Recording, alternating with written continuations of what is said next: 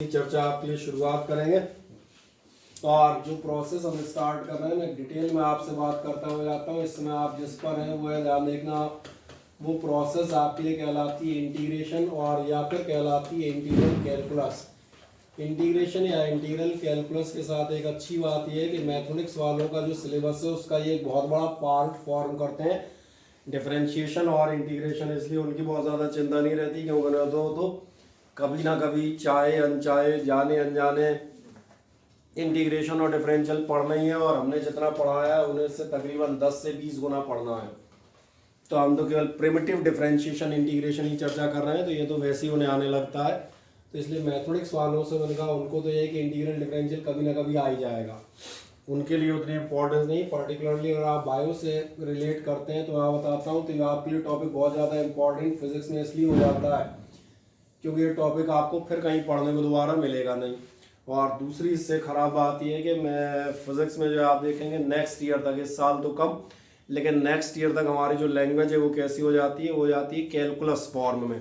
यानी हम जो बात करेंगे डिफरेंशिएशन और इंटीग्रेशन के फॉर्म में ही बात करेंगे। That is known as the language of physics, the mathematical language of physics. So language must be known to you. अगर लैंग्वेज नहीं आती तो आपको डेरिवेशंस में और इन सब में बहुत सारी प्रॉब्लम्स आती हैं। हाँ, अब अगली चीज़ में बात करता हूँ। इसके पहले अगर हम बात करेंगे तो ध्यान से देखना, मैंने इसके पहले एक चीज़ पढ़ी थी, कैलकुलस में 2 ब्रांच आती हैं। पहली ब्रांच जो आपकी कैलकुलस में आती है मैं पहले उसकी चर्चा कर देता हूँ। आपकी पहली ब्रांच आती थी डिफरेंशियल कैलकुलस या आप कहते थे डिफरेंशिएशन, एक ही बात है। और डिफरेंशियल कैलकुलस की जब हम बात करते हैं कैलकुलस, लस मतलब LUS, ओके। डिफरेंशियल कैलकुलस में जब हम बात करते हैं, डिफरेंशियल कैलकुलस आपका किस काम में आता है तो ध्यान से देखें, ये आपको बताता है अगर कोई भी y आपका फंक्शन ऑफ x है, and I am repeating that's why आपकी जो याददाश्त है दोबारा एक बार जागृत हो जाए। अगर आपका y बराबर फंक्शन ऑफ x है और y बराबर फंक्शन ऑफ x का मतलब मैं फिर से आपको बता देता हूँ, आप ये कहना चाह रहे हैं कि वैल्यूज ऑफ y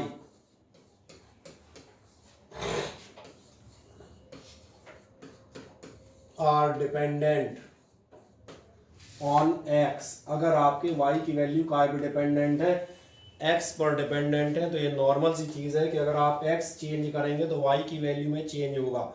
और इस चीज़ को हम मैथमेटिकली कहते थे फंक्शंस।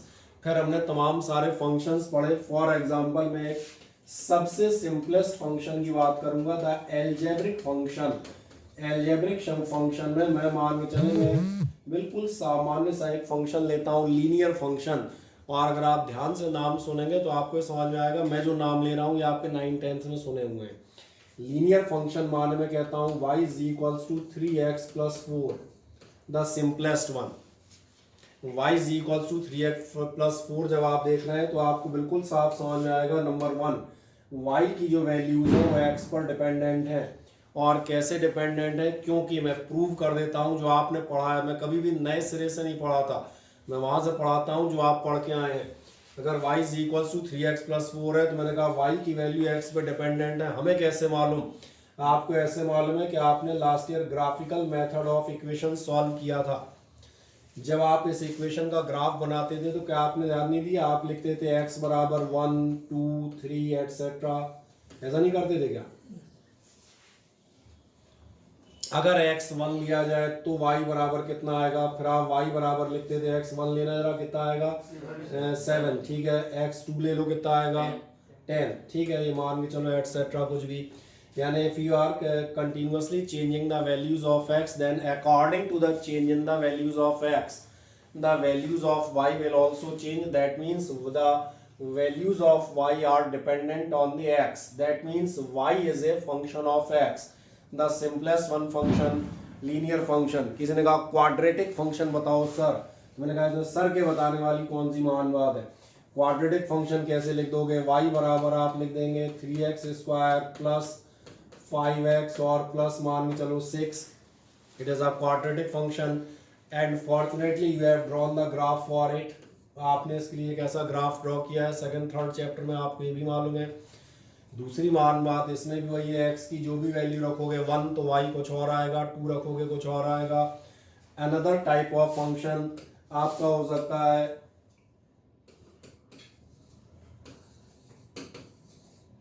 ट्रिग्नोमेट्रिक फंक्शन मतलब हम मान के चल सकते हैं y is equal to sine x. क्या y की वैल्यू x पर डिपेंडेंट है? कैसे मालूम? क्योंकि अगर आप x बदलोगे 0, 30, 45, 60 और 90 बायोलॉजी वालों के लिए या मैथमेटिक्स वालों के लिए π/6, π/4, π/3 और पाई और 2 पाई, then accordingly the values of y will also get changed. That means y is a function of x. ऐसे बहुत सारे फंक्शन है। फिर आपके अलजेब्रिक होंगे, ट्रिग्नोमेट्रिक में जाओगे तो 6 तो सीधे सीधे दिखेंगे और 6000 वो होंगे जो तुम्हारी में कॉपी में सॉल्यूशन टाइप पड़े रहते हैं। नहीं ध्यान दिया? sin 3x plus cos 2x upon sin square x minus cos square x, ये क्वेश्चन है ना। ये क्वेश्चन भी ध्यान देखो, फंक्शन है, x की वैल्यू रखोगे इसकी वैल्यू कुछ और आएगी, x की 45 रख दोगे इसकी वैल्यू कुछ और आएगी। हजारों हजार रिलेशन हो सकते हैं, उसमें क्या है। एल्जेब्रिक होंगे, ट्रिग्नोमेट्रिक होंगे, लॉगरिथमिक होंगे, एक्सपोनेंशियल होंगे और सब सिंपल लिख रहा हूँ, कोई अभी टफ टाइप नहीं लिख रहा। सवाल आता है जब हम डिफरेंशिएशन करते हैं तो डिफरेंशिएशन हमें क्या बता रहा होता है?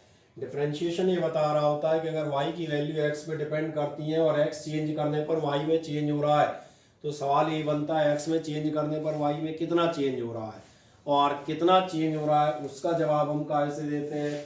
उसका जवाब हम देते हैं, ध्यान देखना, रेट ऑफ चेंज से। और रेट ऑफ चेंज को भी अगर हम पूरी तरह थोड़ा सा डिटेल में लें तो आपको याद आएगा, ये कहलाता है, याद आ गया, यही डेफिनेशन हमने ली होती है, इंस्टेंटेनियस रेट ऑफ चेंज।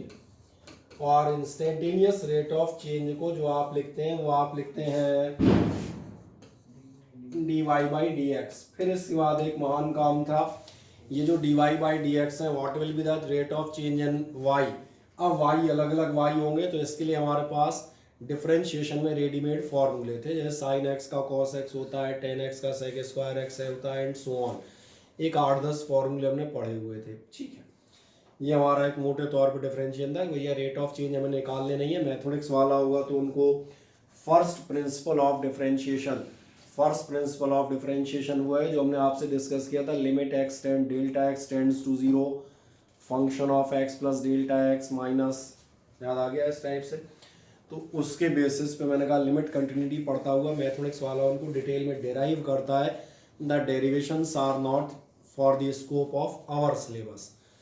हम केवल यहाँ पर रुक जाते हैं, रेट ऑफ चेंज निकाल रहे थे। जब रेट ऑफ चेंज की बात आती है तो कभी तुमने ध्यान दिया dy/dx को लिखते हैं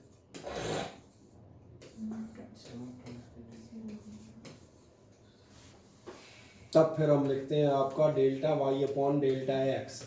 या मैं एक छोटा सा प्रैक्टिकल एग्जांपल लेता हूँ इसी चैप्टर का। अगर हम मान चले स्पीड ले रहे हैं तो स्पीड हमारी क्या होती है? स्पीड हमारे लिए होती है delta x upon delta t। लेकिन मैंने आपसे कहा था ये delta x upon delta t कब होती है? जब आप लेते हैं limit delta t tends to 0। क्या आपने ऐसा ध्यान दिया है? इसका मतलब हम डिस्टेंस कवर देखते हैं कितने टाइम इंटरवल में? बिल्कुल इंस्टेंट, छोटे से छोटे टाइम इंटरवल में। तो यहाँ पर एक सवाल और बनता है, अगर मान के चलें कोई कार चल रही है, और प्रैक्टिकल एग्जांपल लेता हूँ, कार चलती हुई जा रही है, आप उसकी स्पीड बताते हैं 10 मीटर पर सेकेंड, यानी आप उसकी स्पीड पर वीक में नहीं निकालते, पर डे में नहीं निकालते, पर आवर्स में नहीं निकालते, आप काय में निकाल रहे होते हैं? पर सेकेंड, यानी छोटे से छोटे टाइम इंटरवल के फॉर्म में। That is the approach of the differentiation. ये डिफरेंशिएशन की अप्रोच है, एक छोटे से पार्ट को कैलकुलेट करेगा। क्या आपको ऐसा नज़र आता है? इसका मतलब कहीं ना कहीं हमारे पास कोई एक ऐसा तरीका भी होना चाहिए जिससे कि हम एक पूरा टोटल कैलकुलेट कर सकें। 1 सेकंड का तो पता चल गया भैया, 1 मिनट का, 2 मिनट का, 2 घंटे का या 4 घंटे का कैलकुलेट, यानी एक टोटल या होल वैल्यू निकाल सकें। तो मैं आप बताता हूँ, इंटीग्रल कैलकुलस इसी फॉर्म में इस्तेमाल होता है। क्योंकि डिफरेंशियल कहाँ घुस जाता है? डिफरेंशियल घुस जाता है यहाँ, बिल्कुल क्षणांश के लिए, अल्पांश के लिए। हिंदी समझ में आती है नहीं आती? क्षणांश मतलब बिल्कुल पार्ट ऑफ द सेकंड। तो मैंने कहा इसलिए आपका एक मेथड ऐसा भी हो जो फिर टोटल या पूरे की चर्चा करें। तो जब आप टोटल या पूरे की चर्चा करते हैं तो फिर आपको यहाँ पर आज की डेट में लगता है इंटीग्रेशन, और इंटीग्रेशन का काम में आता है, ध्यान रखना ये काम में आता है टू कैलकुलेट द टोटल और होल वैल्यू। क्या है मेरी बात समझ में आती है? 2 घंटे 4 घंटे जो भी आप निकालना चाहेंगे उस समय आप बात कर रहे होंगे तो आपको क्या चीज़ लगेगी? आपको लगेगा इंटीग्रेशन। क्या फर्स्ट चीज़ ये समझ में आ जाती है? अब एक दूसरी बात आई तो फिर मैथमेटिकली हम इंटीग्रेशन को कैसे रिप्रेजेंट करेंगे? मैथमेटिकली ऐसे रिप्रेजेंट करेंगे कि आपने मैथमेटिक्स में जितनी भी जगह आपने मैथमेटिक्स पढ़ी है, क्या आपने याद दिया है whenever you have studied a operation और अ प्रोसेस, तो हमेशा उसकी रिवर्सल ज़रूर मौजूद होती है। अगर आपने एडिशन पढ़ा होगा तो उसके अगेंस्ट आपने बढ़ाने के लिए एडिशन पढ़ा होगा, तो कम करने के लिए सब्ट्रैक्शन पढ़ा होगा।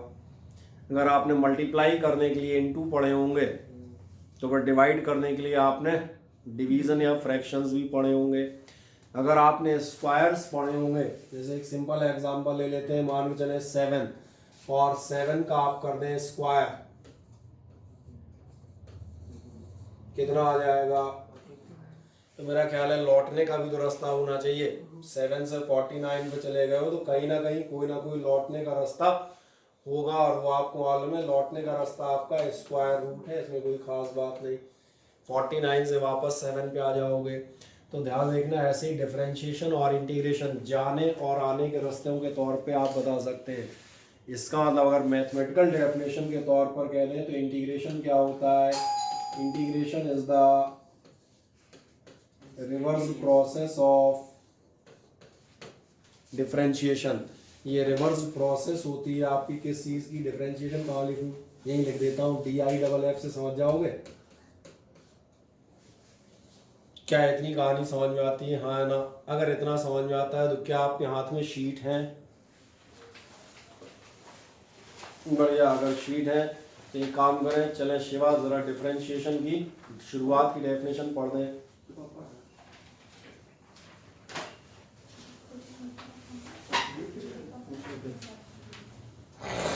डिफरेंशिएशन की शुरुआत की शिवा डेफिनेशन पढ़ो।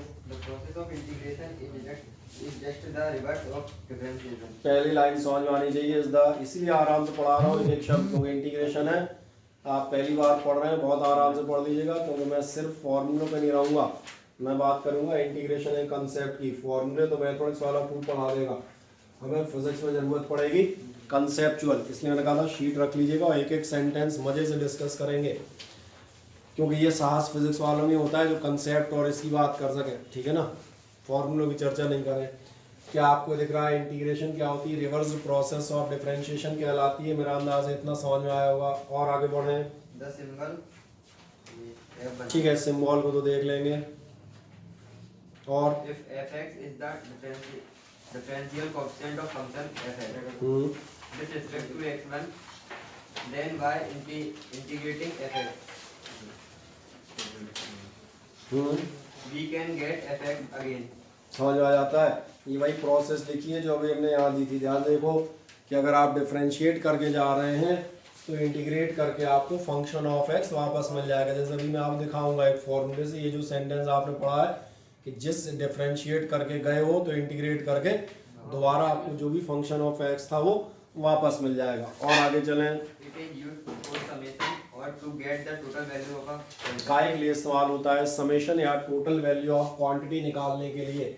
यही कह रहा था आपसे, समेशन या टोटल वैल्यू पर चर्चा होगी, इसीलिए मैंने इतनी चीज़ें समझाई थी, क्योंकि ये चीज़ें आपको बिल्कुल मालूम होनी चाहिए, ताकि आप फिजिक्स इंटीग्रेशन नहीं है, फिजिक्स है इंटीग्रेशन का एप्लीकेशन।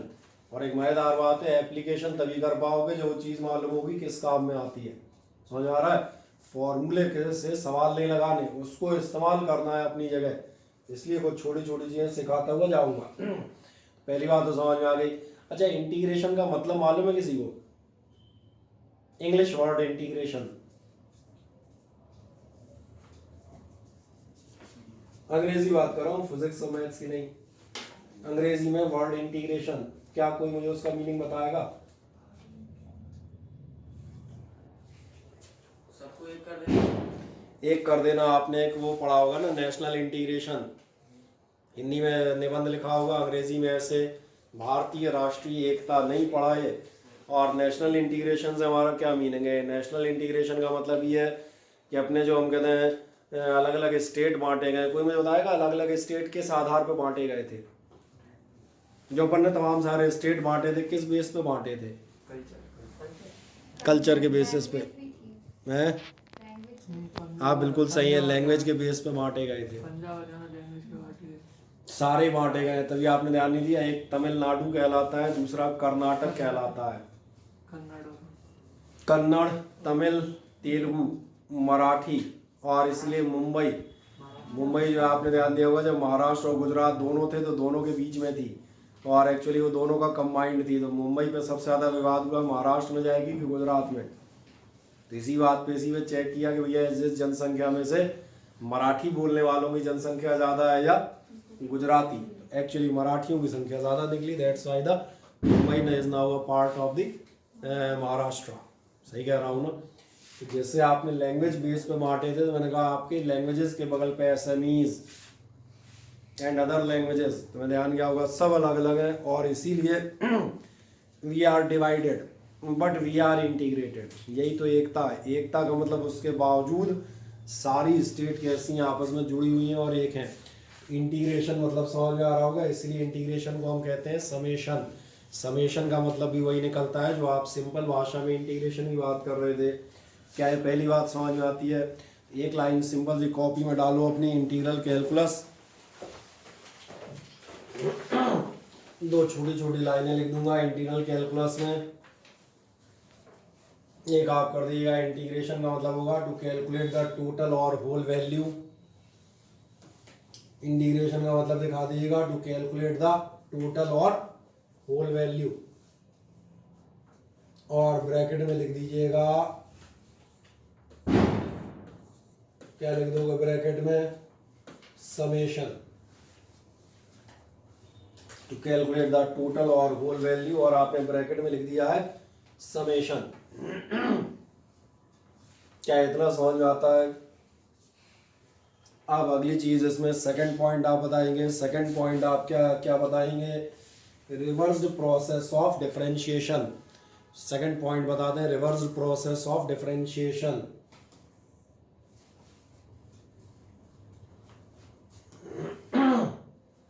अब एक आध दो छोटी मामूली बातें, वो तो खैर आप प्रैक्टिस करेंगे तो ऐसी पता हो जाएंगी। अगली चीज आती है इंटीग्रेशन को हम लिखेंगे कैसे? डिफरेंशियल लिखना तो आता है, डी बाई डी एक्स करके, डी अपॉन डी एक्स करके लिख देते हो। इंटीग्रेशन कैसे लिखेंगे? तो कुछ नहीं, ध्यान से देखो। क्या आपको ध्यान है? इंटीग्रेशन का मतलब होता है समेशन, इसलिए समेशन के लिए इसका सिंबल बनाया गया था एस। फिर चूंकि क्या होता है, एस में तुम जैसे गंदी राइटिंग वाले लोग भी प्रेजेंट थे, तो बाद में उन्होंने बेचारे वो केंचुए की तरह खींच के, और इसलिए जब हम जैसा आदमी बनाएगा तो प्रॉपर सिंबल कैसा बनाएगा? ऐसा। और तुम बनाओगे, तुम आज भी ऐसे ही बनाओगे, तुम चेक कर लेना अभी सवालों के बाद, तुम्हारे सिंबल ऐसे गंदे बने नजर आएंगे। कोई दिक्कत नहीं, कोशिश करना थोड़ा अच्छा बना पाओ। इंटीग्रेशन का सिंबल समझ में आ जाता है? ये क्या डिनोट करता है? कहीं कोई पूछे यही क्यों है तो बता दूंगा, ये समेशन डिनोट करता है। Actually it is the defective S.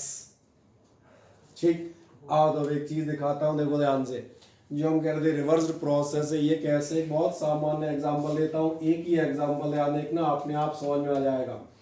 आपके पास कोई एक ट्रिग्नोमेट्रिक फंक्शन है, y is equals to sine x function है, इसका रेट ऑफ चेंज निकालना है। तो रेट ऑफ चेंज निकालने का मतलब आप करेंगे इसका डिफरेंशिएशन। कोई मुझे बताएगा साइन एक्स का डिफरेंशिएशन क्या होगा? Cos x. बढ़िया। और यही प्रोसेस अभी मैं आपको यहाँ दिखा रहा था, 7 का स्क्वायर करके आप 49 गए, तो लौटने के लिए भी तो कुछ होना चाहिए। तो भैया आप कॉस एक्स से वापस साइन एक्स पे कैसे आओगे? तो वापस लौटने के लिए जो तरीका है वो तरीका होगा,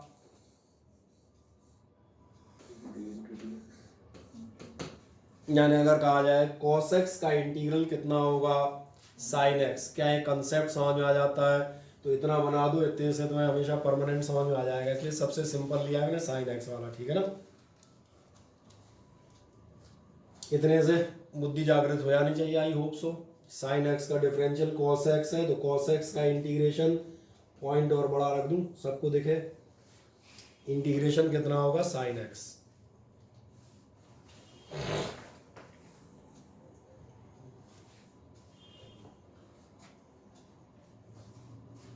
ठीक है, अब चर्चा करते हैं फॉर्मूलों की। जब ऐसा आपको समझ में आता है तो बहुत ध्यान से देखना, मैं यहाँ पर कुछ चीज़ें लिखता हूँ। क्या आपको ये ध्यान है, d y d x of sine x यानी डिफरेंशिएशन ऑफ साइन एक्स बराबर कितना होता है, ये बराबर होता है कॉस एक्स। अब इसी चीज़ को मैथमेटिकली लिख रहा हूँ, तो फिर मैं बताऊंगा इसका मतलब है इंटीग्रेशन किसका, इंटीग्रेशन कॉस एक्स का। क्या आपको इसको पढ़ना आता है, ये क्या लिखा है जरा इसको पढ़ना, differentiation of sine x with respect to x. अब आप बिल्कुल सही हैं, विद रिस्पेक्ट टू एक्स, किसके रिस्पेक्ट में, क्योंकि आपको याद होगा फंक्शन ऑफ फंक्शन भी किए थे, वो एक्स की जगह लॉग एक्स और एक्स की एक्स स्क्वायर भी हो सकता था, इसलिए कहा ऐसे आप इंटीग्रेशन ऑफ कॉस एक्स करेंगे, किसके रिस्पेक्ट में करोगे, तो ध्यान रखना उसमें अपॉन में लिखते थे, इसलिए ये इनटू में नहीं है। मैं रिमाइंड कर दूं, it is not in divide, it is not in into, ये लिखा हुआ है integration of cos x with respect to x, और इसकी वैल्यू आती है, अरे ये तो दिखा रहा था, मैंने कहा था एक समझ में आ गया तो बाकी सब समझ में आ जाएंगे। देखें अब इस फॉर्मूले में किसी को कोई डाउट हो तो मुझे पूछो, बोले विरल कोई समस्या हो तो बताएं।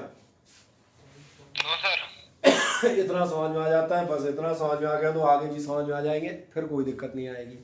और एक बात ध्यान रखना भैया, पूरा लिखना, आधा मत लिख के काम चला लेना, पूरा ही लिखना, पूरा मतलब समझ में आ रहा है ना, एज से, ताकि दोनों आमने सामने दिखे। हाँ तुम शॉर्टकट मार रहे हो, तुमने कहा हम इंटीग्रेशन ही करे काम चला लेंगे। और दिखाता हूँ, ध्यान देखो, क्या आपको ऐसा याद है d y d x of cos x, ये हुआ करता था माइनस साइन एक्स, इसका मतलब ध्यान देखना, अगर आप इंटीग्रेशन ऑफ साइन एक्स करेंगे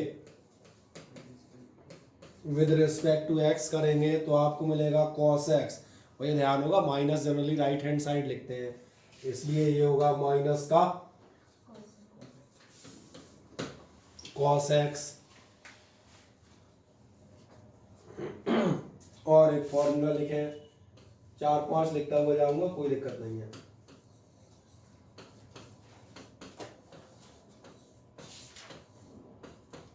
और इसीलिए बाकायदा हाथ से लिख रहा हूँ आपके सामने, कोई प्रिंटिंग नहीं, कोई कुछ नहीं, कि आपको अपने हाथ से लिखें और आपको समझ में आए।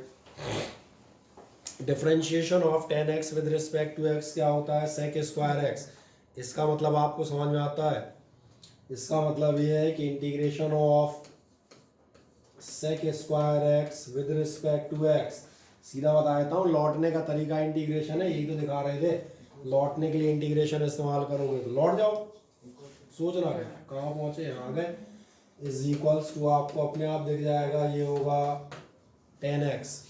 और एक आध लिखें, चलो एक और लिख देते हैं, मान चलो d y d x of cosec x, याद है किसी को,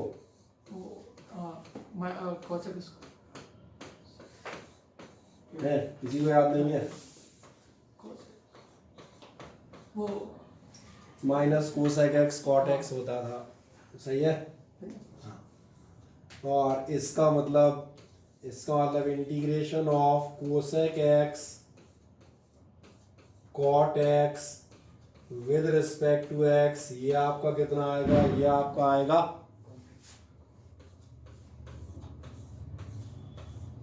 खैर इस फॉर्मूले में जरूरत नहीं पड़ेगी, और जो मेन ये 3-4 फॉर्मूले थे इसलिए उनको मैंने स्पेशली लिखा है, साइन कॉस टेन, और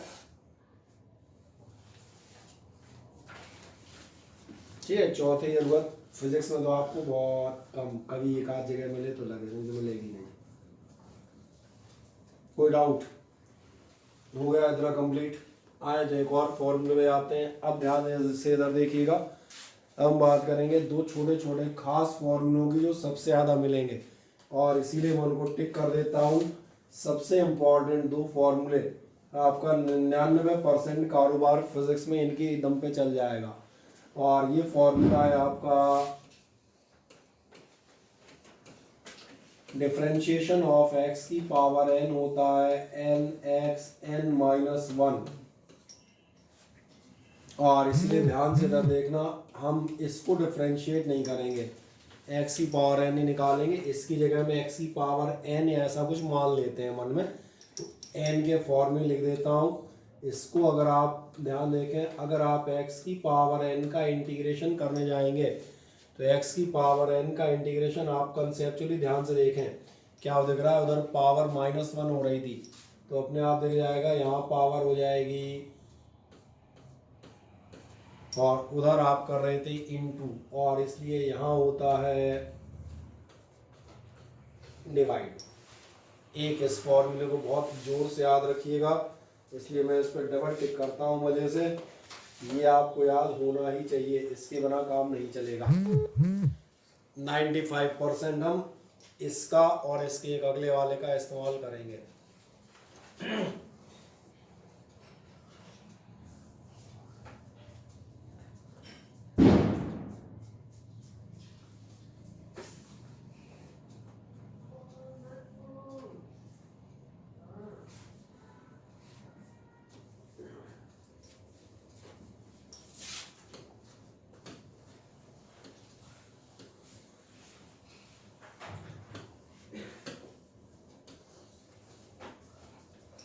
जी डायरेक्ट दिखा देता हूँ, ध्यान से इधर देखें, यहाँ तक कर दिए। बाकी मैंने 10x का सेक स्क्वायर किया था, ऐसे ही तुम्हें एक अंदाज लग गया होगा। cot x का होता था कोसेक स्क्वायर x, तो आपकी शीट में दिया है कोसेक स्क्वायर x का वापस cot x हो जाएगा। या एक और अभी दिखा दूंगा, चलो इस सीरीज में पहले दो इम्पोर्टेंट दिखा दूं। अगर आपके सामने आता है इंटीग्रल dx बराबर, तो पहली शंका तो यही आती है इंटीग्रल dx कर किसका रहे हैं, कुछ दिख ही नहीं रहा, इसमें तो कुछ है ही नहीं। सही कहा ना मैंने, यहाँ आदमी अटक जाता है। तो इंटीग्रल dx किसका कर रहे हो, तुम ध्यान देखो, यहाँ पर तुम देखेगा ये इंटीग्रल, सही कह रहा हूँ ना, 1 है, जहाँ कुछ नहीं होता वहाँ 1 होता है भैया। और अगर 1 है तो बहुत ध्यान देखना, इसका मतलब ये लिखा हुआ है, इसीलिए इसको मैंने अलग से बिल्कुल डबल टिक करके दिखाया है। और ध्यान से देखते रहिएगा क्या ये समझ में आता है। अभी इंटीग्रेशन ऑफ x की पावर 0, क्या आपका ध्यान जा रहा है, ये वाला फॉर्मूला लग जाएगा और ये वाला लगेगा, तो इज इक्वल्स टू कितना होगा, x की पावर 0 + 1 अपॉन 0 + 1, यानी कितना निकल आएगा x। और इसीलिए समरी के तौर पे हम फिर दोबारा लिख देते हैं, तो मैंने प्रूव करके दिखा दिया है ताकि आपको समझ में आए। ये याद रखिएगा कि अगर इंटीग्रेशन dx है तो ये बराबर होगा x। अब डायरेक्ट याद हो जाएगा, इंटीग्रेशन dx कितना आएगा, x। और ध्यान देखना, एंड अगर कभी आपसे दिया जाए इंटीग्रेशन ऑफ a dx, और छोड़ो a, मैं तो नंबर ही लिख देता हूँ, इंटीग्रेशन ऑफ 5 dx दिया जाए तो कितना आएगा, 5x। समझ में आ गया, कॉमन सेंस। 1 का x है तो 5 का क्या होगा, 5x। वैसे ही सोच सकते हो, 5 हो गया कांस्टेंट, इंटीग्रेशन dx क्या हो जाएगा, x। तो इसलिए ये मैंने अलग से लिख दिए ताकि आप बिल्कुल साफ समझ में आए।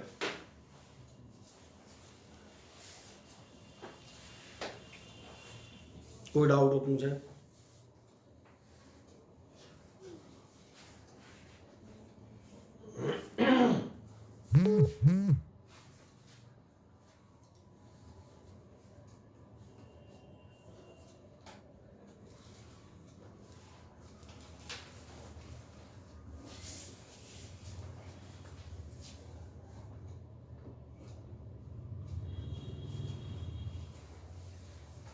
हर बार इतना प्रूफ थोड़ा करेंगे, सिंपल है, याद रखेंगे इंटीग्रेशन dx कितना होता है x। कभी की जो शंका हो जाए हम कैसे मान लें, कहना ऐसे मान लो, और क्या उसके लिए।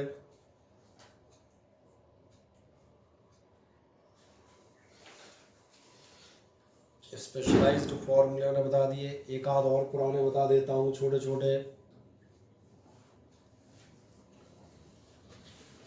जैसे आपने हम कहते हैं इन जब आप डिफरेंशियल पढ़ रहे थे 2 और बता देता हूँ, बाकी फिर आप आराम से पढ़ लेना, कोई दिक्कत नहीं आएगी। क्या आपको याद है dy dx of log x कितना होता था? 1/x। Differential of log x ये होता था 1/x। आप सही है, इसका मतलब आपको समझ में आ रहा है। अगर आप इंटीग्रेशन ऑफ 1/x dx करेंगे तो फिर ये कितना आ जाएगा? ये आ जाएगा log x। और इसीलिए बहुत ध्यान से देखना 1/x का इंटीग्रेशन कितना होता है? log x। इसीलिए जब हम ये वाला फॉर्मूला इस्तेमाल करते हैं, कौन सा वाला, तो ये x की पावर n है। n का मतलब एनी नंबर, आइदर पॉजिटिव और नेगेटिव और जीरो भी तो प्रूव कर दिया।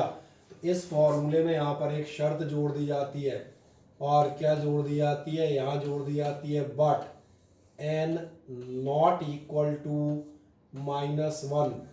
केवल और केवल -1 का केस अलग है। मेरी बात समझ में आ रही है? आपकी x रेज़्ड पावर n का ये फॉर्मूला सारी पावर्स के लिए वैलिड होगा, positive powers, negative powers, power 0। But किसके लिए वैलिड नहीं होगा? x की पावर -1 के लिए। तो x की पावर -1 का एक्चुअली आपको मालूम है वो log x आता है। इसलिए अब एक काम करें, ये फॉर्मूला आपने लिखा हुआ है, उसके बगल में ब्रैकेट में लिख दीजिएगा but n not equal to -1। इसलिए पहले नहीं बताया था, पहले बताया था तुम कहते क्यों नहीं होगा, मैंने कहा पहले यहाँ तो आ जाओ।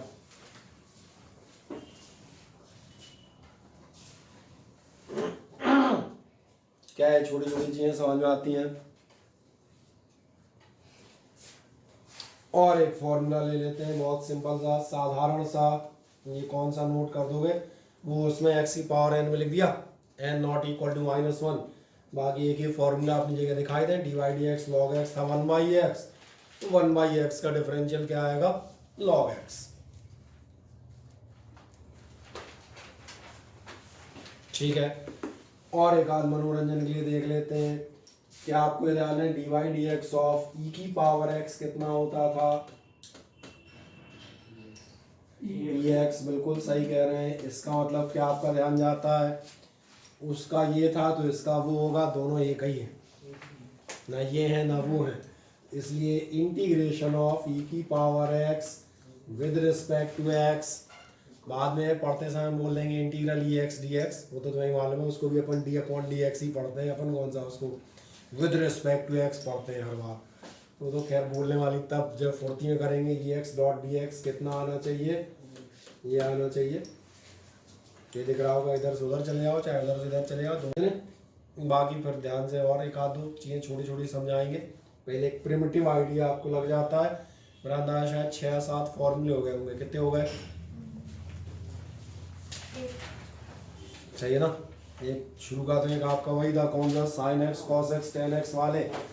एक मनोरंजन के लिए बीच में cot x वाला डाल दिया, उसका होना जाना कुछ नहीं है। मेन तो sin cos tan हो गए, एक आपका x की पावर n हो गया मेन, एक इंटीग्रल dx, और एक आपका ये log x वाला 1/x, क्योंकि ये x की पावर n का एक्सेप्शन है। ये 3 फॉर्मूले एक साथ यूज होते हैं, कौन से? dx यानी कि x की पावर 0 वाला, और x की पावर -1 वाला जो एक्सेप्शन में आ जाता है। ये क्लियर हो जाते हैं सारी चीज़ें। अब सवाल एक बनता है, तो इस बेसिस पे हम सवाल कैसे करेंगे? सवाल में तो कुछ करना ही नहीं है, तुम करोगे क्या? सवाल तो इसके ओरल हो जाते हैं। मैं दिखा देता हूँ कैसे। जैसे आपके लिए हम बता दें कि एक्सरसाइज दी होनी चाहिए। एक एक्सरसाइज है integrate with respect to x, और integrate with respect to x में पहला क्वेश्चन करता हूँ। ये आपकी एक्सरसाइज का क्वेश्चन है, और एक्सरसाइज में ले रहा हूँ पेज नंबर कौन सा है आपका? पेज नंबर 16 है ना आपकी शीट में। पेज नंबर 16 में दिख रहा है, किसी आगे पीछे हो तो चेक कर लेना, उसमें कोई दिक्कत नहीं, ठीक है ना। एक्सरसाइज ये होगी इंटीग्रेशन इन फॉर्मूला जस्ट बात। नहीं मिली? मिली ना? हाँ, तो देखो ध्यान से, फर्स्ट क्वेश्चन है आपका क्या है, जरा पढ़ो। फर्स्ट क्वेश्चन है आपका x की पावर 1/2, आपको करना है इसको इंटीग्रेट। कैसे इंटीग्रेट करोगे समझ में आता है।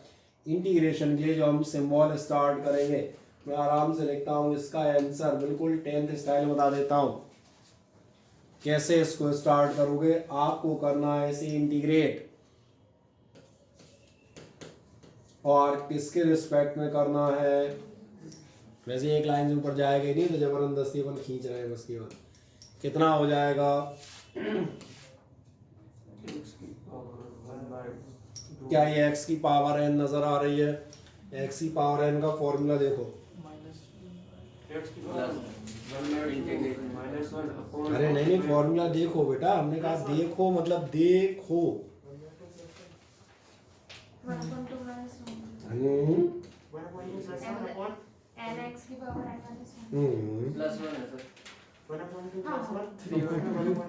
अब समझ आ गया। डिफरेंशियल के जस्ट बाद इंटीग्रेशन इसलिए पढ़ाते, अगर डिफरेंशियल के जस्ट बाद मैंने इंटीग्रल पढ़ा दिया होता तो तुम दोनों तरफ के बाल नोच रहे होते केवल। बोले n-1 था कि n+1 था, ये समझ में नहीं आता, इसलिए इतना गैप दिया है। इसलिए अब फिर से दोबारा रिपीट कर देता हूँ, इंटीग्रेशन ऑफ x की पावर n देखो, डिफरेंशियल नहीं, और इंटीग्रेशन ऑफ x की पावर n डिफरेंशियल दोनों दिखा देता हूँ। आप जो इतनी देर से बता रहे हो डिफरेंशियल का है, और हम अभी जो पूछ रहे हैं वो इंटीग्रेशन का है। आ गया समझ में, वो डिफरेंशियल है, ये इंटीग्रल है। अब समझ में आ गया वो कहाँ कष्ट है। इसीलिए इसमें प्रैक्टिस लगेगी, बिना प्रैक्टिस के तुम, एक क्रिकेट में कहानी होती है हिट विकेट, सुना है क्या होता है, किसी को पता है। खुद से पैर लग जाता है, बॉडी टच हो जाती है, पैर कुछ नहीं लगता, अपने स्टंप खुद से ही उखाड़ लेने की प्रक्रिया को क्रिकेट की भाषा में हिट विकेट कहा जाता है। अपने स्टंप को खुद ही उखाड़ के थमा दिए, लो भाई साहब, बोलिए क्या बोले, आउट। चाहे पैर मारो, चाहे हाथ मारो, चाहे बैट मार देना। इसलिए n+1 और अपॉन n+1, इसीलिए इसकी तलाश थी। समझ में आ गया। इसलिए लगा था आराम से करेंगे 10th स्टाइल में, कोई दिक्कत नहीं है। बस अब क्या करना, अब तो हो गया। नीचे 3/2 आएगा, दिख रहा होगा, 3/2 सीधा कर लेना। वो थोड़ा ना करेंगे, तो 3/2 को सीधा करोगे तो कितना हो गया 2/3, और x की पावर कितनी हो गई 3। ठीक है, ऐसे चलेगी। हो गया, कहानी खत्म। मेन तो आपको क्या समझ में आ जाए, बोलो बोलो। क्यूब रूट में लिख दिया था। हाँ नहीं, कोई दिक्कत नहीं, क्यूब रूट में लिख दो, उसमें क्या दिक्कत है। √x³ लिख रहे होगे, क्या लिखा है, √x³ लिखा है ना, वैसे लिख दो, कोई समस्या नहीं। पर कई फॉर्मेट है, आप चाहे जैसा लिख सकते हैं। 0.666 भी लिख सकते हैं, दैट डजंट मैटर। मुद्दे की बात यह है, जो मैंने पीला गोला खींचा है, ये आपको समझ में आ जाए।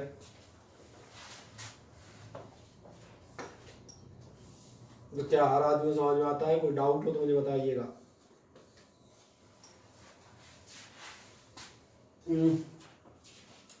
कोई समस्या तो नहीं, आस्था, कोई डाउट आपको यहाँ तक? No sir. नहीं, क्लियर हो गया। चले एक और क्वेश्चन देखते हैं। एक और क्वेश्चन इसी में से, अरे ये क्या है, क्वेश्चन नंबर 2 आपके लिए दिया हुआ है, y = ये अगला ट्राई कर लूं। नेक्स्ट है आपका y = 3 sin x, और आगे कह रहा है, क्या कह रहा है, +5 cos x, और माइनस में भी कुछ दे रहा है, माइनस में दे रहा है 2 tan x। ठीक है, एक मजेदार बात है, इनमें से आप 10x का इंटीग्रल मालूम नहीं है अभी फिलहाल में, तो मैं एक काम करता हूँ, अभी इस क्वेश्चन को छोटा कर लेता हूँ। मैं इसका इतना पार्ट हटा देता हूँ, क्योंकि हमने 10x का फॉर्मूला नहीं लिखा है। अब जब इतने पे जाते हैं, केवल y = 3।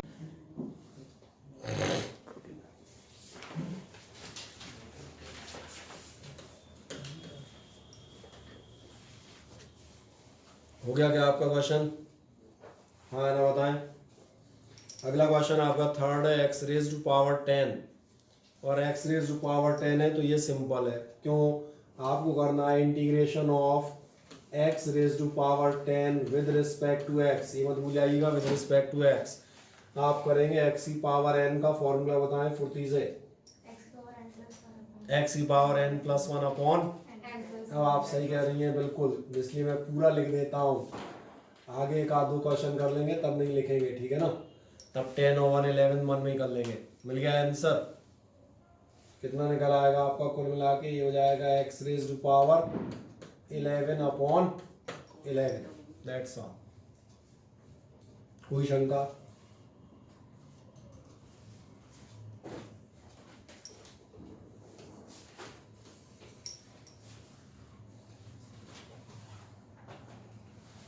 और एक क्वेश्चन देख लेते हैं, fourth one, 6x cube plus 2x square, ये 6x cube plus 2x square और क्या दिया है प्लस 4x प्लस 5। ये पिछला वाला हो गया x की पावर 10, हाँ ना बताएं। इसको भी चूंकि शुरुआती क्वेश्चन है मजे से डिटेल में कर देता हूँ, बस डी के साथ टेल कर दूंगा, ठीक है। पूछ क्या करना पड़ेगा अपने को, करना पड़ेगा इंटीग्रेशन ऑफ किसका, integration of 6x cube plus 2x square plus 4x plus 5, और जो आप भूल जाएंगे with respect to x, integration with respect to x, ये हुआ। आओ चलते हैं इंटीग्रेशन की तरफ, बहुत ध्यान से इधर देखो, जब हम इंटीग्रेशन के लिए चलेंगे, ये आपका 6 द कोएफिशिएंट x की पावर 3 क्या होगा इंटीग्रेशन, सही कह रहे हैं, यानी मैंने कहा था डिटेल कर दूंगा, कोई दिक्कत नहीं, पहले दूसरे क्वेश्चन है तो मैं जैसे पूरा एकदम खींच के लिख दूंगा, दिख रहा है साफ, n plus 1 upon n plus 1, कहीं किसी को कोई डाउट नहीं होना चाहिए। और ऐसे ये आपका 2 the coefficient x raise to power 2 का मतलब होगा n plus 1 upon n plus 1, इसलिए मैंने कहा था 12 3 बार लिखेंगे, कोई दिक्कत नहीं है। ये रहा आपका 4, x की पावर कितनी है यहाँ पर 1, इसलिए कितना होगा x की पावर 1 प्लस 1 अपॉन 1 प्लस 1, और आखिरी 5 का कितना होगा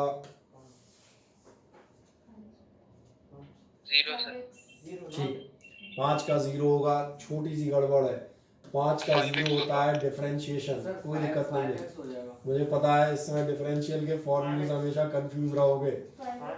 हाँ दिखा देता हूँ ना, यही वाला सॉल्व किया था, यही जो आप बता रहे हैं, 5 का 0, 5 का डिफरेंशियल 0 होता है, dy dx ऑफ कांस्टेंट, ये बराबर हुआ करता था 0, तो बस यही दिक्कत कभी को आ आएगी, तो मुझे ही मालूम ना आती है, इसलिए मैं ये भी नहीं कह रहा कि नहीं आएगी, आएगी, वो शुरू में आती है, बाद में हमने कहा practice makes the man perfect, simple. 5 का कितना हो जाएगा दिख रहा है, ये प्रूव ही किया था x की पावर 0 करके, तो कहाँ गया अपन, कहाँ थे, ये थे, ये कुंडा मिल गया ना, ये रहा, इसलिए हम पहुंच जाएंगे प्लस 5 और dx का मतलब x। अब तो कर लोगे, थोड़ा बहुत कैंसिलेशन कर लेना, 4 हो रहा है तो 2 3 जा 6 और 2 2 जा 4, तो ये हो गया 3/2 x की पावर 4, शायद है, ये मत पूछना, ये तो कुछ नहीं होंगे, तो 2/3 बने रहेंगे, और साथ में होंगे x की पावर 3 और प्लस क्या हो लेंगे 2 2 या 4 कैंसिल कर देना, तो 2x स्क्वायर, और साथ में होंगे 5x, तो 5x ही रहेंगे, हो गया हमारा आंसर। तो मेन स्टेप तो ये था, बस ये समझ में आ रहा है, तो बाकी सब ठीक है। अब किसी को कोई शंका, कहीं से कहीं तक कोई डाउट?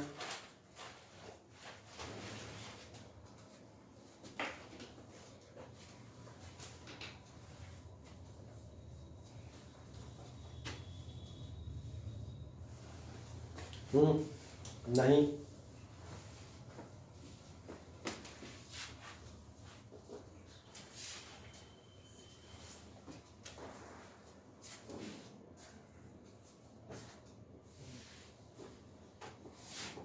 कर लेंगे, हाँ ना बताएं, कोई दिक्कत तो नहीं।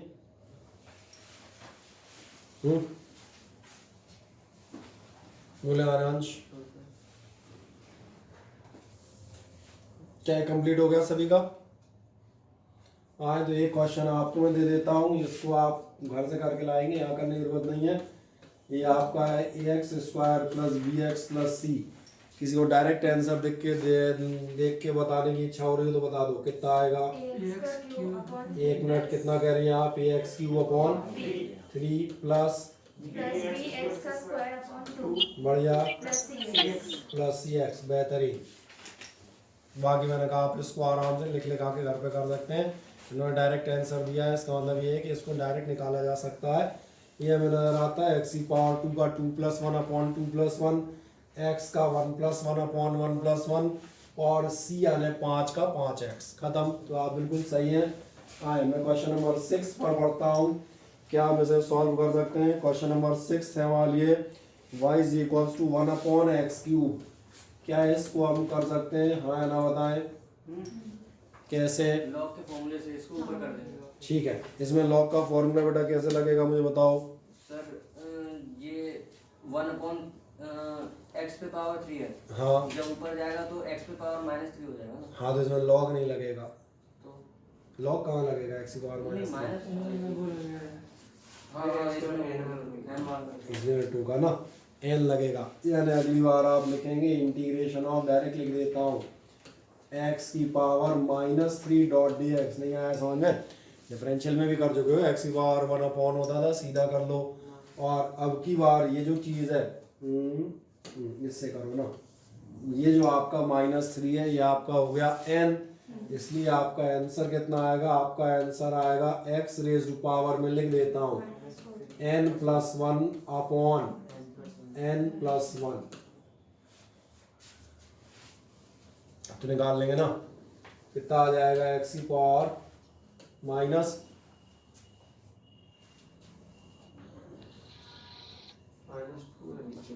-2 है और नीचे भी -2, तो जो ऊपर है वही नीचे आना है, उसमें अंतर कहाँ है?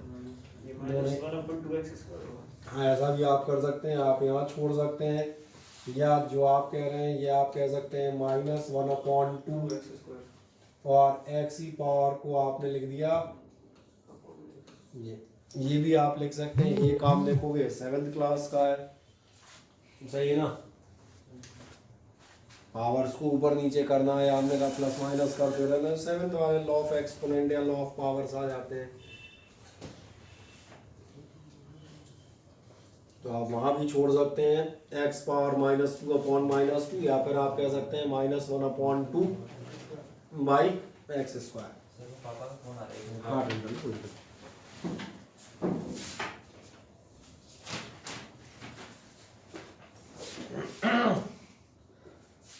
क्या आपका क्वेश्चन हो जाएगा? किसी को कोई डाउट हो तो बोल लें, और डाउट हो तो फुर्ती से पूछ लेना बेटा। कल के लिए मत रखना, जो कल अपने पास और ज़्यादा बड़े काम होंगे, ये फिर बता दूँ।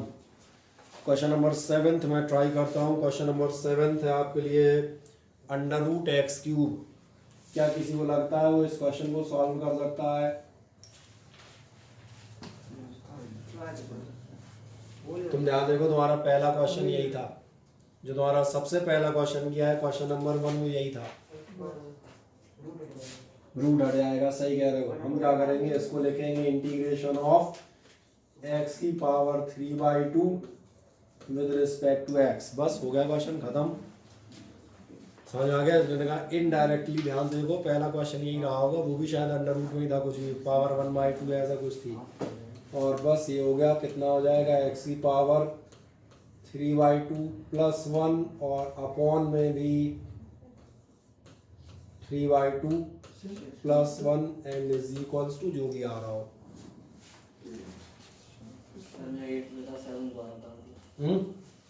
कौन सा वाला?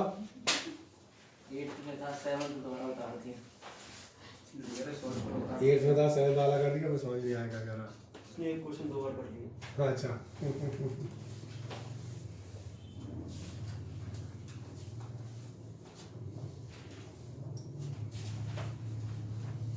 हो जाएंगे। अब तो सारे समझ में आ गए, फॉर्मेट अपॉन वाले, अंडर रूट वाले।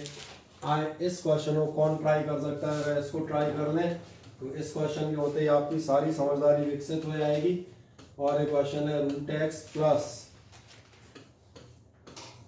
1/√x। आए कोशिश करके देखें, मैं 1 मिनट का टाइम देता हूँ आपको।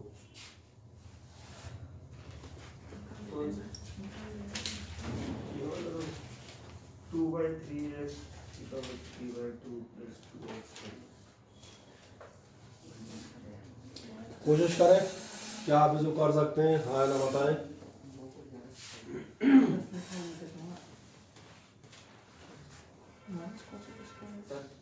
सर पापा कह रहे कुछ इमरजेंसी से जा सकते हैं? हाँ चलिए बोल दो। क्या हो गया इमरजेंसी है? सर पता नहीं सर, वहाँ पापा कह रहे कि अभी कहीं जाना पड़ रहा है बाहर। अच्छा अच्छा। कोई रिलेटिव में कोई एक्सपायर हो गया तो इस वजह से जाना। वीडियो लेक्चर अपलोड कर दूंगा, तुम देख लेना बच्चा में। और सवाल ही करेंगे इसके आगे, है ना।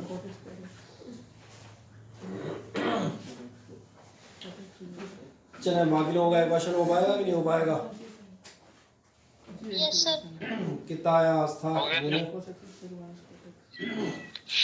x की पावर 3/2 upon 3/2 plus x to the power minus का 1/2 अपॉन। सही कह रही है, यही आएगा मेरे ख्याल है। और चेक कर देते हैं, देखें ध्यान से बाकी लोगों के लिए। क्या आपने ध्यान दिया है? जब हम इस सवाल को करेंगे तो जो मैंने आपसे बात की थी उसी पे जाएं। क्या रूट एक्स को आप एक्स की पावर 1/2 लिख सकते हैं, हाँ या ना? तो ये मैंने कहा ये भैया ये 11th नहीं है, ये मैंने कहा 7th या 8th क्लास है। और अगली बार 1/√x, यानी क्या आप इसको x की पावर -1/2 लिख सकते हैं? मैंने कहा पहले तो ये देखें क्या ये फॉर्मेट आप कवर अप कर ले आते हैं, नहीं ये फॉर्मेट आपको याद आ जाए, इसलिए मैंने इस टाइप के 1-2 क्वेश्चन कर दिए जिनमें आपको ये वापस आ जाए याद। वैसे तो डायमेंशनल एनालिसिस पूरे में यही काम किया है, पावर्स का उठा पटक इधर से उधर, सही है, इसमें अब गलती नहीं होनी चाहिए। बस अब मेरा काम चालू हुआ। मेरा काम क्या कहेगा, x की पावर n कितनी होगी, x raise to power n+1 upon n+1, ज़्यादा है तो ब्रैकेट का इस्तेमाल कर लो, अटपटा नहीं लगे। और कहाँ जाओगे, प्लस x की पावर n+1 और अपॉन में भी आपको मिलेगा n+1। किसी को डाउट हो तो मुझे बताएं, हाँ है ना, कहीं कोई कमी कोई दिक्कत कोई स्लिप आपसे हुई हो तो उसको चेक कर लें। सभी का यही आ रहा है, बस तो फिर क्या बचा, लास्ट एक कहानी भी आ रही तो ओरल कर लोगे। आधा और 1 1.5 होते हैं, 1.5 बोले तो 3/2 है ना, ये तो सबको मालूम है। और 3/2 नीचे आएगा तो नीचे वाले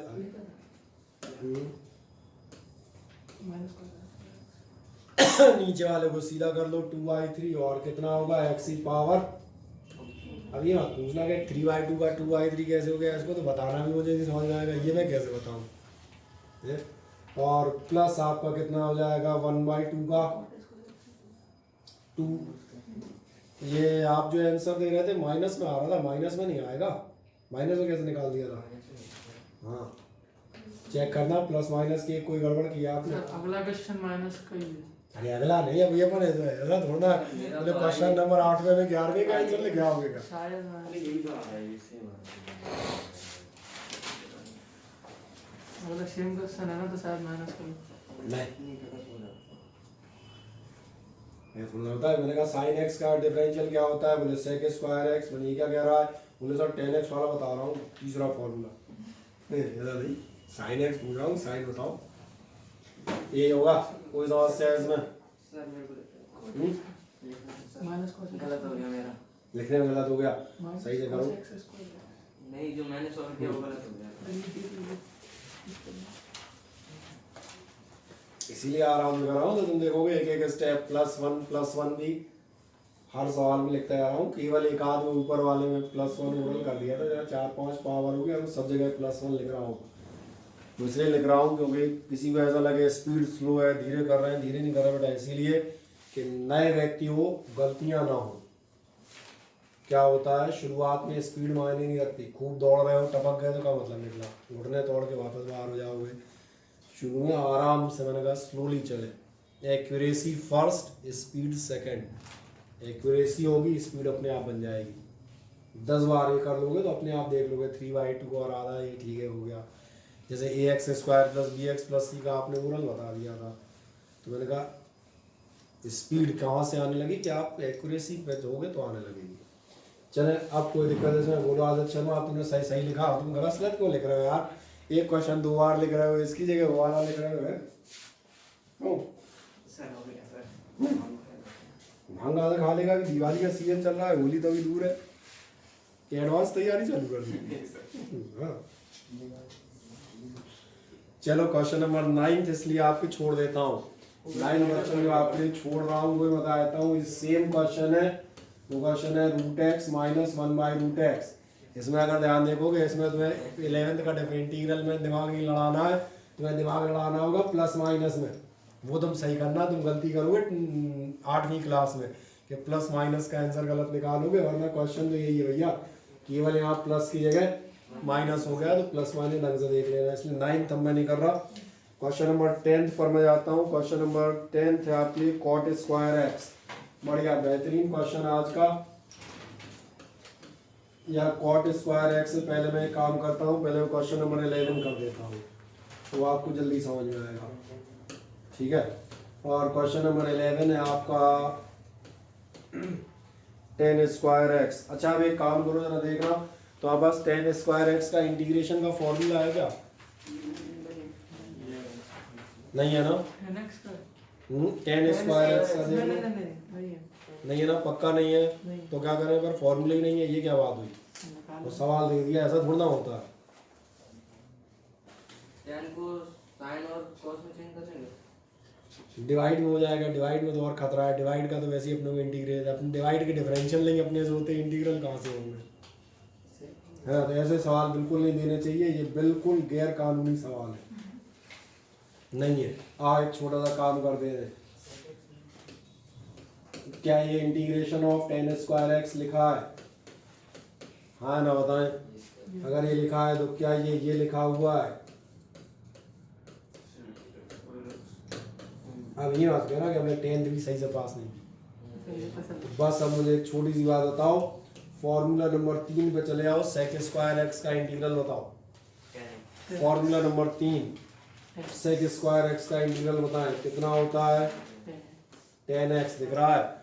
और 1 का इंटीग्रल बताएं, 1 का 1x। हाँ नहीं, माइनस और प्लस तो वहाँ से देख लेते हैं, माइनस या प्लस तो उस पर डिपेंड करेंगे। 1 का कितना होता है? x, ये आपको मालूम है, तो ये हो गया x और इसीलिए ये हो गया। अब कितनों को समझ में आता है कि जो 10th का मतलब जो 20 के पहले वाला क्वेश्चन था कॉट स्क्वायर एक्स, वो कॉसेक स्क्वायर एक्स माइनस 1 करके हो जाएगा। आगे इतनी बत्ती तो जल गई होगी। ठीक है, इसने कहा था 10 वाला बताया था, समझने में जल्दी समझ में आएगा। और कौन सा करें? लास्ट आज का आखिरी सवाल, क्वेश्चन नंबर 12।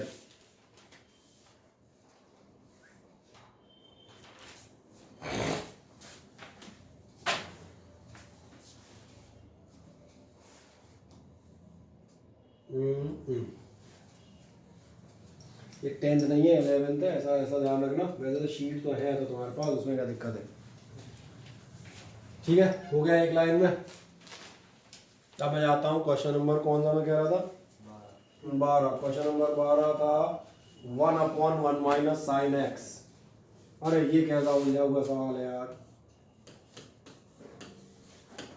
एक तो जो साइन एक्स है ऊपर से वो नीचे पड़ी है, नीचे पड़ने के बाद ऊपर से माइनस में और घुस गई है, इसका क्या करूं? क्या ख्याल है? टेंथ में नीचे नीचे के सॉल्व करोगे, जरा बताना। फॉर्मूला बताओ कौन सा लगाओगे?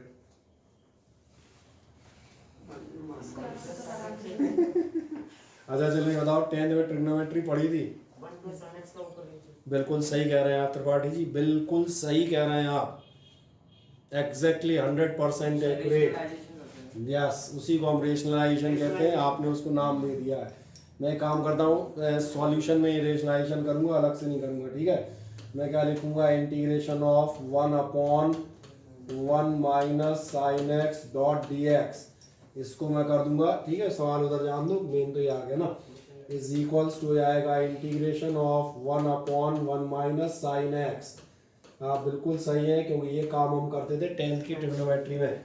और इसको हम इंटू कर देंगे 1 प्लस, ज़्यादा हो तो ब्रैकेट लगा दो, किसी को दिक्कत आएगी। ये लो ब्रैकेट समेत कर देता हूँ, जैसे आपको अच्छा दिखेगा। और अपॉन में भी हो जाएगा 1 प्लस साइन एक्स, बाकी विद रिस्पेक्ट टू एक्स तो कोने में पड़े हुए हैं। ठीक है ना? चलो यहाँ ले लेते हैं, यहाँ तो बिल्कुल साफ दिखेगा। दिख रहा है क्लियर कट सभी को? हाँ, जैसे ही करोगे तो आप देखो ध्यान से, अभी इसमें ट्रिग्नोमेट्री लगेगी, इंटीग्रेशन का नंबर तो बाद में आएगा। ऊपर क्या हो जाएगा आपका, ऊपर हो जाएगा 1 प्लस साइन एक्स अपॉन बढ़िया 1 माइनस साइन स्क्वायर एक्स। तो हाँ वो तो जाएगा, डायरेक्ट लिखूंगे, लिख के लिखूंगे नहीं डायरेक्ट लिख दो सर। डायरेक्ट लिख दूं, यस सर। पक्का सब समझ में आ जाएगा ना। ये कोई कहे ये क्या कर दिया, इसलिए पूछ रहा था।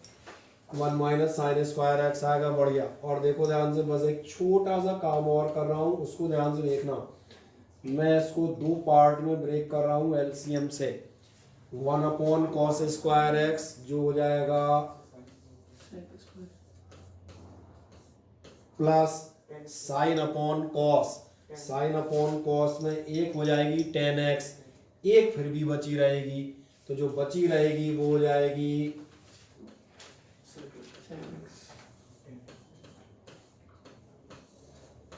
आ जाए यहाँ तक। फिर मैं 1 सेकंड में इसका सॉल्यूशन बता देता हूँ।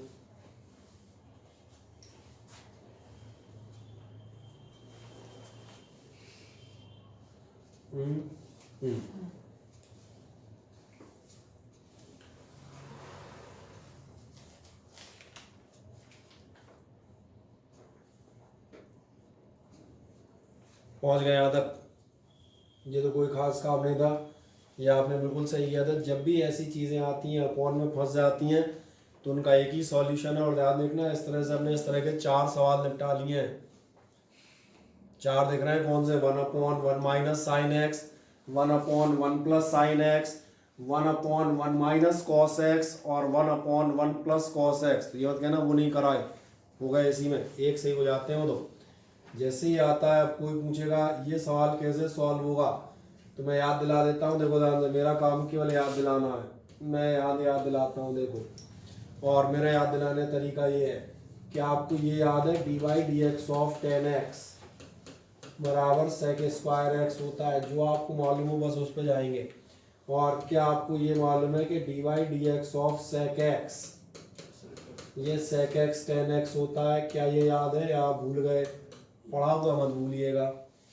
इसका मतलब याद देखना, sec स्क्वायर एक्स का इंटीग्रेशन,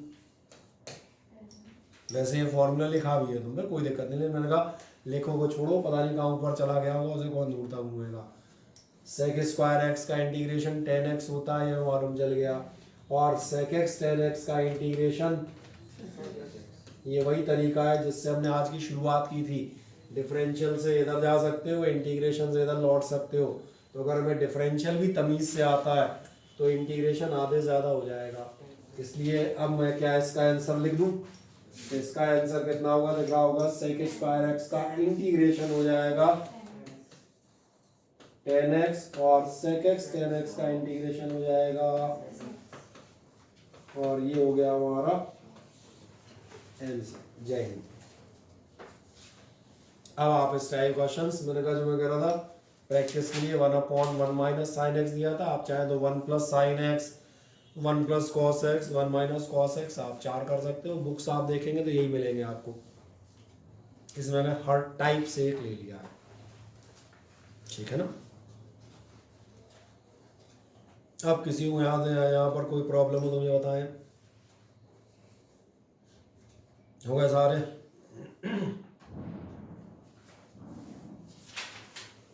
खत्म हो जाए इतनी जल्दी नहीं हो जाते, फिजिक्स है।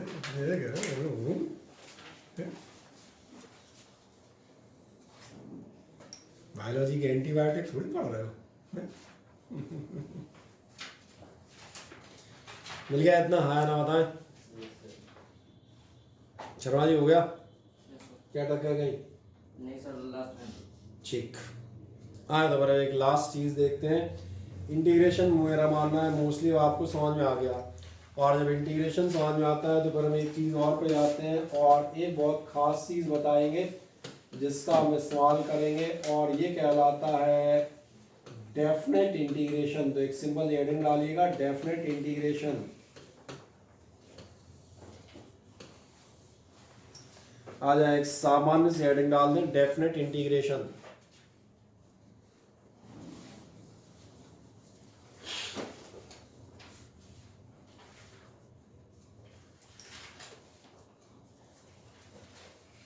ठीक है, जब आप डेफिनेट इंटीग्रेशन पे जाते हैं तो सवाल है डेफिनेट इंटीग्रेशन से हमारा क्या मीनिंग है। आओ मैं इंटीग्रेशन की बात करता हूँ। इंटीग्रेशन का इस्तेमाल हम किसके लिए करते थे? हम करते थे टोटल वैल्यू या समेशन के लिए।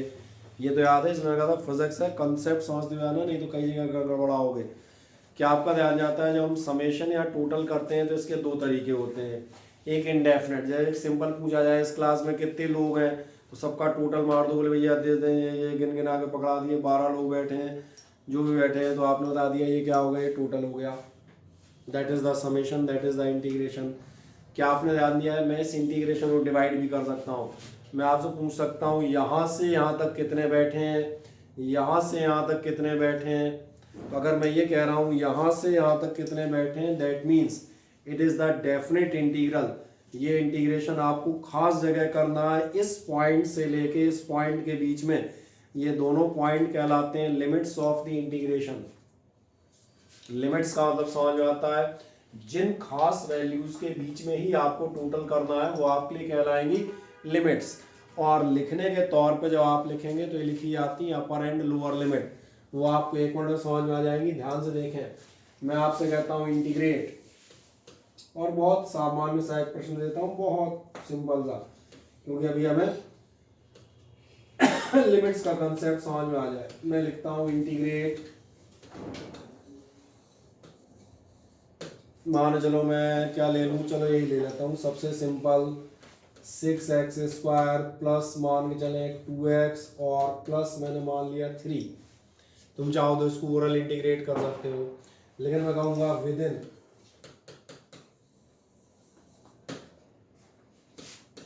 x बराबर 1 to x बराबर 2।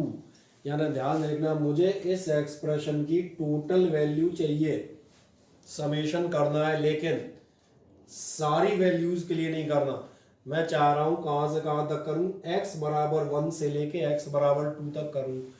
अगर इस चीज़ को मैं इंटीग्रेशन फॉर्म में लिखूंगा तो फिर मैं कैसे लिखूंगा? ध्यान देखना, मैं लिखूंगा मुझे इंटीग्रेशन करना है, वो भी वैसे ही रहेगा, वो थोड़ा बदल जाएगा, प्लस 2x और प्लस क्या था 3 विद रिस्पेक्ट टू x करना है, लेकिन कहाँ से कहाँ तक की लिमिट्स के बीच में करना है, 1 से 2। तो ध्यान देखना, इस इंटीग्रेशन में यहाँ पर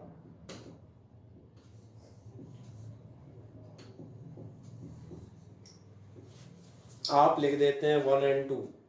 क्या आपको ध्यान आता है ऐसे जब आप समेशन लिखते थे, उसमें भी लिखते थे। हाँ अब याद आ गया होगा कई लोगों को, जब हम लिखते थे summation something i is equals to 1 to n या 5 या 4 जो भी लिखें, तब नहीं कहते थे लिमिट्स बताता है कहाँ से कहाँ तक करना है। तो ध्यान आ रहा होगा, वही समेशन है, वही लिमिट्स हैं।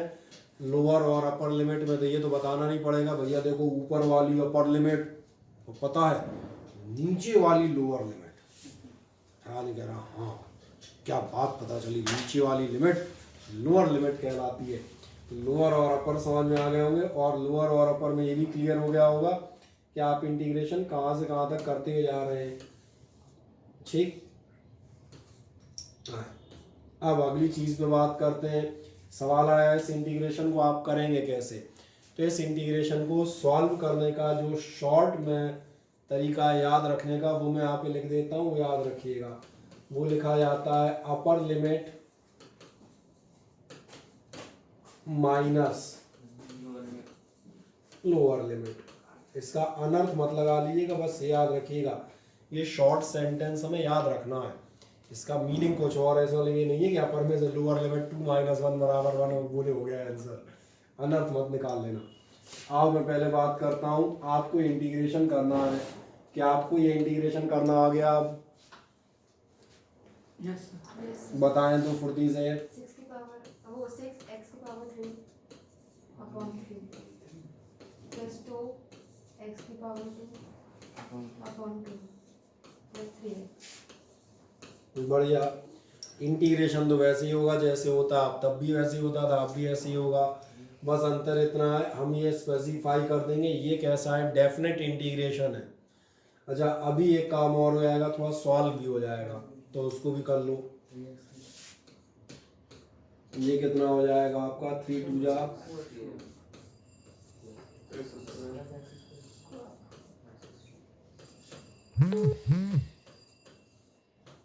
अगर ये डेफिनेट इंटीग्रल नहीं होता तो भी आप यही करते, तो भी आप इतना ही करते, इतना ही करते ना।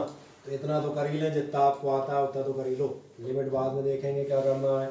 लिख दो equation, integrate 6x² + 2x + 3 with in x बराबर 1 to x बराबर 2। ठीक ना, इतना तो तुम्हें भी आता है कि इंटीग्रेशन हम ऐसे ही करेंगे, तो इतना तो कर ही सकते हो ना।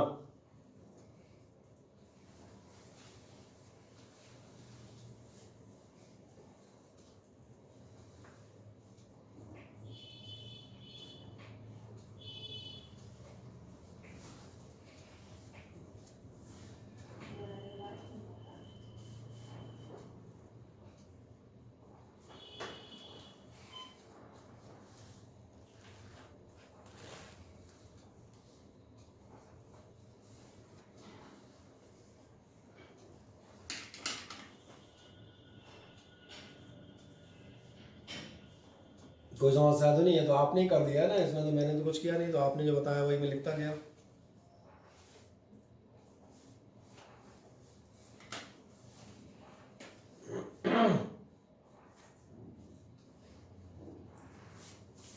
हो गया इतना। तो फिर सवाल आता है लिमिट्स का क्या करना था। जो मैंने कहा था upper limit minus lower limit, कुछ नहीं करना है, बहुत ध्यान देखो। ये हो गया याद है, शर्मा नहीं हुआ? बस। तो upper limit minus lower limit का क्या मतलब है? मतलब ये है, ये x की वैल्यू ये है और x की वैल्यू ये है, दोनों वैल्यू दिख रही हैं। अब ध्यान से मुझे देखना, मैं क्या करने वाला हूँ। मैं लिखूंगा बराबर 2 इंटू एक्स की वैल्यू अपर लिमिट दिख रही है 2 है, यानी x बराबर कितना है 2 प्लस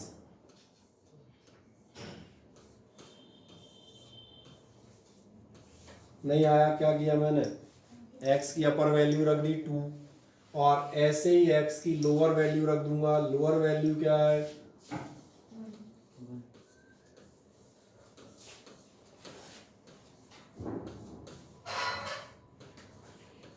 और अरे सॉरी,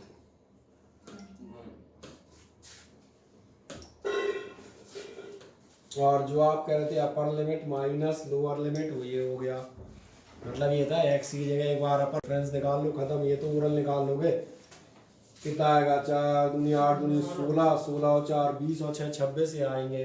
लिखूंगा, अरे ये क्या लिखना है यार। तो 26 में से ये कितने बचेंगे, 3 और 1 4 और 2 6, है ना। देख लेना चेक करके, मेरे हिसाब से 20 आ रहा है, पर तुम देख लेना।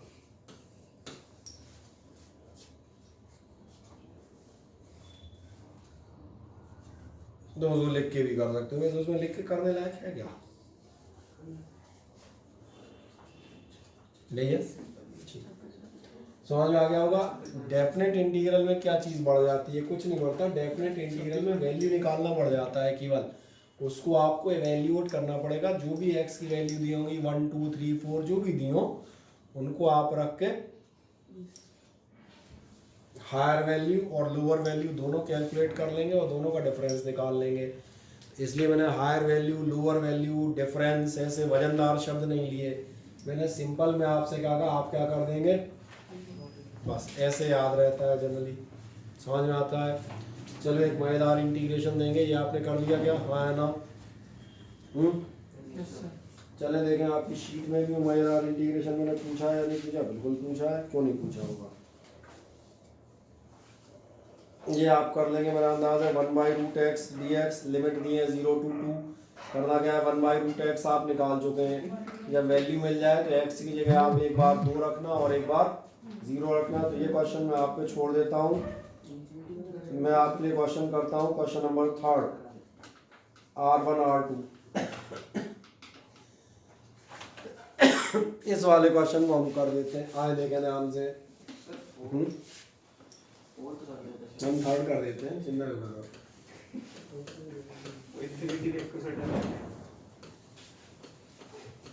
बेटा मैथमेटिक्स वाले इन्फिनिटी देख के कैसे डर लग सकता है। मैथमेटिक्स वाले के लिए 0 भी नंबर है, इन्फिनिटी भी नंबर है और 10 भी नंबर है।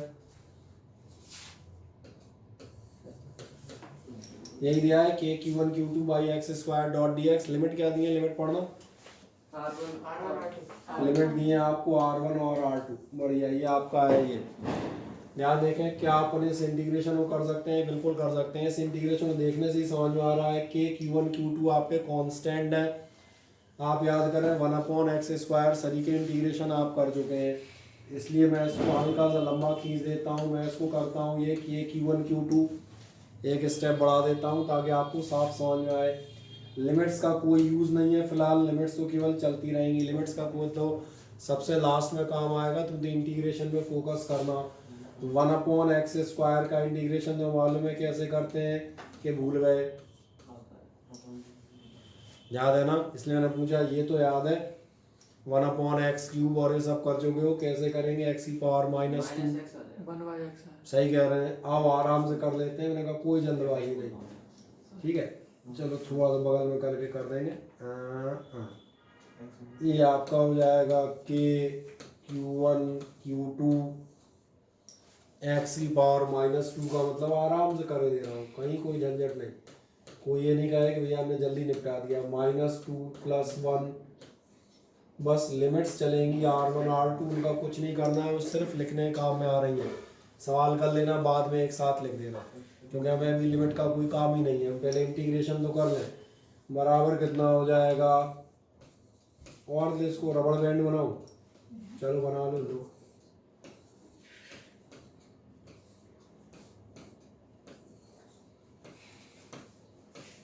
तो इतना खींचना नहीं चाहिए। चलो तुम यहाँ कर, सॉरी x था।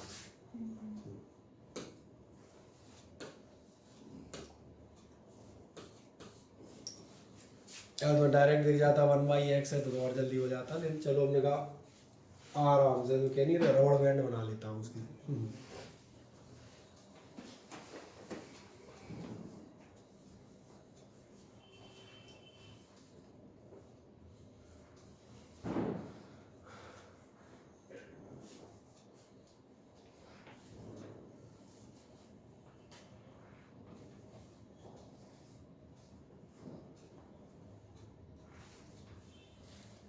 कोई डाउट इसमें हो तो मुझे बताएं कि Q1 Q2/x² dx वही तरीका, कॉफिशिएंट बाहर लेके जाएंगे। 1/x² का मतलब आप करेंगे x⁻⁻²। आप चाहे तो इस स्टेप को नेगलेक्ट करके डायरेक्ट यहाँ जंप कर सकते थे, पर मैंने कहा चलो कोई दिक्कत नहीं, भूल भाल नहीं है कोई इतनी देर में। फिर से लास्ट जो क्वेश्चन है तो मैंने कहा फिर रिपीट कर देते हैं। क्या यहाँ तक आप पहुँच गए? हाँ ना बताएं। यहाँ तक पहुँच गए तो आखिरी काम -1 क्या करेगा? कुछ नहीं कर पाएगा। -1 का इतना सा काम होगा, ये इसको कर देगा नेगेटिव। अब x⁻⁻1 को आप चाहे तो लिख सकते हैं 1/x। अगर लिमिट नहीं दी होती तो हमारा क्वेश्चन यही खत्म हो गया होता। आंसर बस इससे ज़्यादा हम कर ही नहीं सकते थे, और उसमें आप क्या कर लोगे? लेकिन गड़बड़ ये है कि इसमें लिमिट्स दी हैं। क्या आपको ध्यान है? अगर मैंने कहा लिमिट नहीं होती तो यहाँ पे सवाल खत्म कर चुके होते हम। लिमिट्स का क्या क्या क्या करना होगा मुझे? लिमिट का क्या करूँ बताओ? लिमिट का इलाज क्या मैंने बताया था? Upper limit minus lower limit, यानी इस x की ये हायर वैल्यू है और ये लोअर वैल्यू है। तो मैं एक काम करूंगा, मैं करूंगा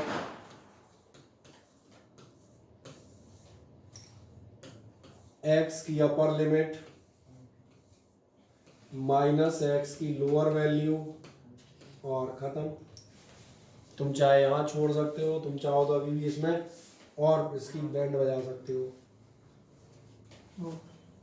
एलसीएम लेके, सही कह रहे हो, सही है ना?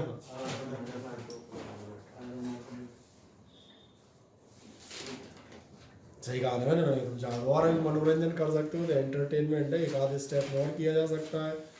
बाकी इंटीग्रेशन जो करना था, जो लिमिट्स रखनी थी, मैंने समझा दी। क्लियर है ना?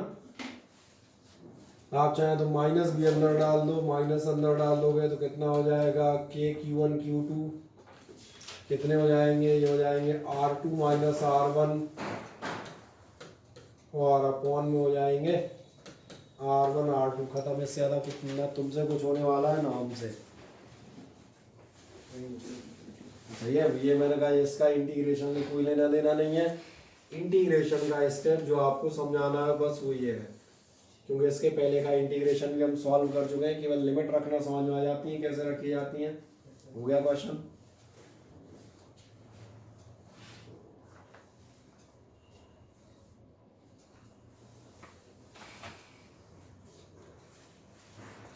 अब आप GM1 M2/r² dr कर पाएंगे कि नहीं कर पाएंगे?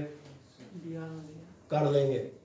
कैसे कर लेंगे मैं रफली दिखा देता हूँ, उसको नोट मत कीजिएगा, केवल 10 सेकंड लगेंगे, 15 सेकंड मुझे दिखाने में। पहले देखें लिमिट आपने रख दी, बाकी LCM LCM तो ठीक है। आपका क्वेश्चन क्या है ध्यान से देखें, मैं सिर्फ दिखा रहा हूँ, नोट करने के चक्कर में मत फंसना, नोट तो कर भी नहीं पाओगे, एक सेकंड देख लो। आपका क्वेश्चन है GM1 M2/r² dr। अभी r के रिस्पेक्ट में लिमिट्स आपने क्या लेनी है, लिमिट्स आपको लेनी थी इन्फिनिटी टू कैपिटल R, ठीक है। लिमिट्स हमारी है इन्फिनिटी टू R। आ जाओ हम क्या करेंगे, बहुत ध्यान से देखना और सुनते आना। सबसे पहला काम आपका GM1 M2/r होंगे, हो जाएंगे। आ जाओ, इसके बाद क्या होगा, r की पावर -2 होगी, r की पावर -2 का इंटीग्रेशन होगा r की पावर -2 + 1 यानी कि -1 ऊपर भी कर चुके हो, अपॉन -2 + 1 यानी कि ये हो जाएगा। लिमिट्स अपनी जगह चलती रहेंगी, वो कुछ करने वाली नहीं है। लास्ट कहानी ध्यान देखना, फिर आपका ये माइनस क्या करेगा, GM1 M2 करेगा, r की पावर -1 का मतलब है 1/r, क्यों पीछे ही सॉल्व कर चुका हूँ। 1/r में एक बार रखा जाएगा 1/r अपर लिमिट या r इनवर्स, और माइनस लोअर लिमिट यानी कि 1/r यानी कि 1/∞। और आप में से कईयों को याद होगा 1/∞ 0 होती है, तो आपका आंसर भी हो गया। और कितना हो गया, -g। इसलिए जो आप इन्फिनिटी बेटा देख के डर रहे थे, देख के नहीं डरा जाता। तो मैंने कहा था मैथमेटिक्स वाले के लिए 0 भी नंबर होता है, 1 भी नंबर होता है, और 1 करोड़ भी नंबर ही होता है। उसे मालूम है जो 1 का करना है वही 2 का करना है। समझ में आ गया? ये अब आप कर लेंगे, हाँ ना बताएं। अब इन क्वेश्चंस को आप कर लें, इस बेसिस पे हमारे पास एक ½ एन आवर का काम बच जाएगा।